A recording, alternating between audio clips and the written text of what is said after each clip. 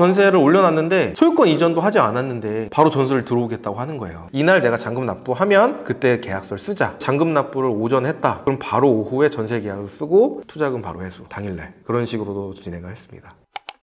안녕하세요. 반갑습니다. 오늘은 다가구에 대한 편견을 한번 깨보는 시간. 다가구 경매에 관심은 있지만 쉽게 도전을 못하는 분들에게 팁을 주시면 좋을 것 같습니다. 명도부터 한번 얘기를 해볼까요?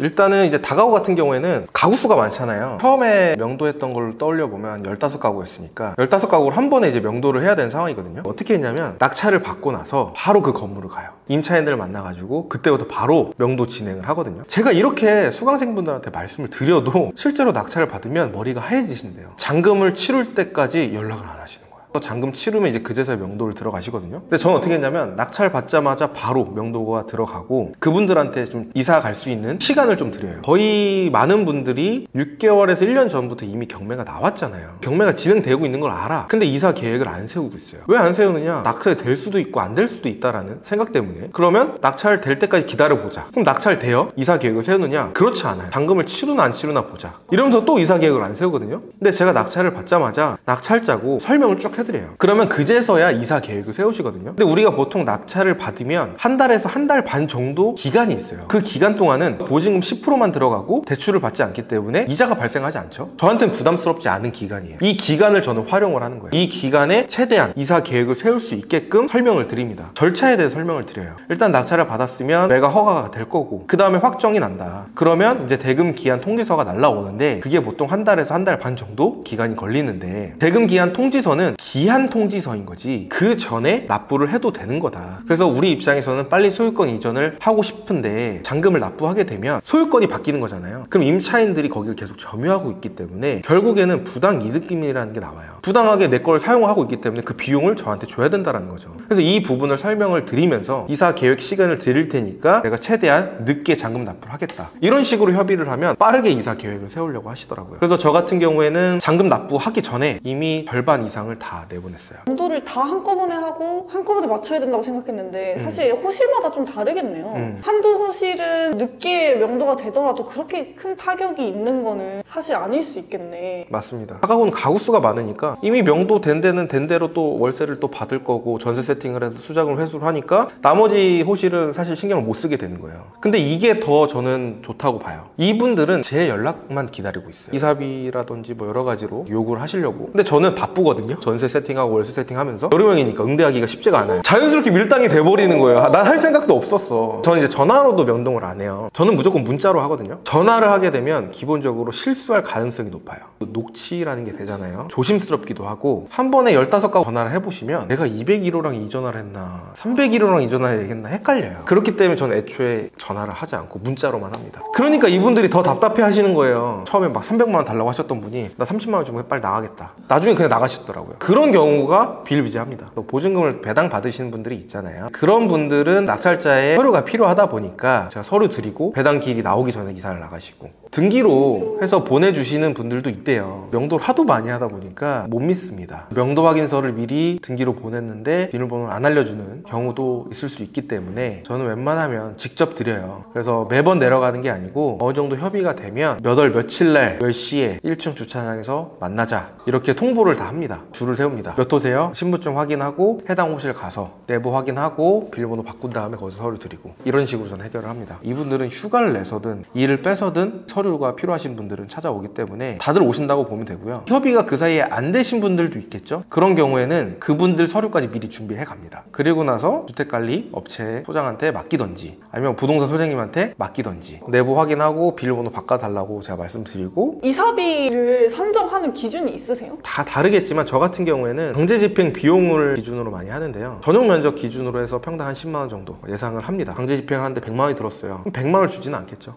절반 정도 협의를 많이 하고요. 빨리 조율돼가지고 이사를 나가면 50만 원이고 늦어지면 늦어질수록 금액이 줄어든다는 걸 고지하죠. 그러면 그러면 이제 임차를 세팅을 해야 되잖아요. 빨리 임차를 하기 위한 팁이 좀 있을까요? 근저당을 받았기 때문에 처음에는 전세로 세팅을 하고 나머지 월세 세팅하려고 했었거든요. 전세를 올려놨는데 소유권 이전도 하지 않았는데 바로 전세를 들어오겠다고 하는 거예요. 근데 제가 소유권 이전을 안 한 상태에서 계약을 할 수가 없으니까 내가 언제 잔금 납부를 할 예정이니 이날 내가 잔금 납부하면 그때 계약서를 쓰자, 이렇게 얘기를 했었죠. 잔금 납부를 오전에 했다, 그럼 바로 오후에 전세 계약을 쓰고 투자금 바로 회수 당일날, 그런 식으로도 진행을 했습니다. 다가구 주택은 기본적으로 원룸 1.5룸, 투룸 이렇게 있잖아요. 근데 원룸이나 1.5룸 같은 경우에는 이제 옵션이 있습니다. 뭐 에어컨, 냉장고, TV, 전자레인지, 침대 이렇게 있어요. 기본적으로 다 그렇게 풀옵션이 세팅이 되어 있습니다. 당근마켓을 활용을 해가지고 3만원짜리든 4만원짜리 해갖고 2인용 소파 있죠? 이런 거를 제가 좀 추가로 옵션을 놔요. 그럼 저한테는 비용이 뭐 3만원, 4만원 밖에 안 되긴 하겠지만 이 소파를 한 번 쓰고 버리는 게 아니잖아요. 1인 가구분들은 짐을 다 안 들고 다닙니다. 개인 침대라든지 개인 소파라든지 이런 걸 들고 다니시는 분들이 거의 없기 때문에 옵션들이 또 추가적으로 있다라고 하면 또 굉장히 또 원하시는 것 같더라고요. 금액도 똑같다고 하면 그런 게 또 팁이라고 할 수 있습니다. 전세 월세 비중을 조율하는 그 팁이 있으세요? 근저당을 대출을 받으면 전세를 놓을 수가 있거든요. 신탁은 전세를 놓기가 힘들어요. 전세를 전 일단 먼저 우선적으로 세팅을 해서 전세 세입자들이 안전하게끔 배당을 먼저 받을 수 있게끔 세팅을 먼저 순서대로 저희가 좀 하고요. 근데 이제 이거는 마음대로 세팅할 수 있는 것 같아요. 풀피 투자를 하고 싶다라고 하면 풀피 투자를 할 수도 있고, 무피 투자를 원한다고 하면 무피 투자를 할 수도 있고, 월세를 극대화 시키고 싶어 그럼 그렇게 할 수도 있거든요. 원하는 거에 따라서 다르긴 하지만 우선적으로 전세를 먼저 세팅을 하는 이유가 뭐냐면 요즘 뭐 전세 피해자분들이 많잖아요. 근데 이분들이 결국엔 또 이사를 갔다 하더라도 또 그쪽 동네에 전세로 가실 가능성이 높아요. 근데 안전한 물건이 없겠죠. 왜? 신축이 아닌 이상 다 위에 선순위 임차인들이 있어요. 근데 우린 경매로 낙찰을 받아서 딱 다 명도를 하기 때문에 깨끗한 상황에 최선순위잖아요. 근데 그분들이 다른 데를 갈 수 있느냐? 못 갑니다. 그래서 생각보다 전세 세팅하신 분들이 이사를 가지 않아요.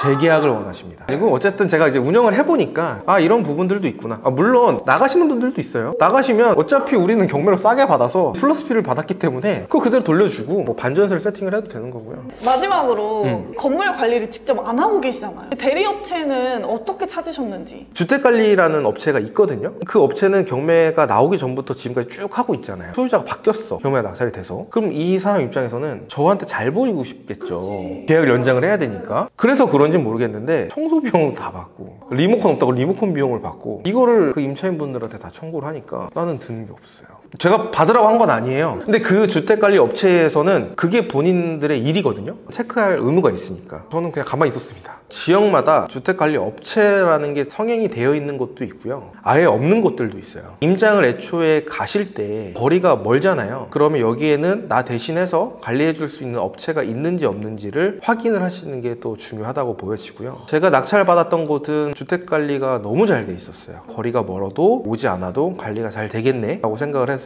6개월에 한두 번 내려가나? 거의 안 가죠. 다가구 되게 쉽다고 얘기하시잖아요. 네. 어려워. 체크할 게 너무 많고. 체크할 게? 네. 디테일하게 해야죠. 제가 원래 이제 좀 강의할 때 수강생분들한테 많이 듣는 얘기가 되게 디테일하다, 이런 얘기를 많이 듣는데 이 정도는 해야 된다고 저는 생각을 해요. 사실 어려운 건 아니거든요. 몸에 배워버려가지고 이런 거 하나 잘 받아놓으면 아니 그건 나도 안다니까. 실천을 하고 실행을 하지 않으시다 보니까 어렵게 느껴지는 거지. 고생하셨습니다. 네, 고생하셨습니다.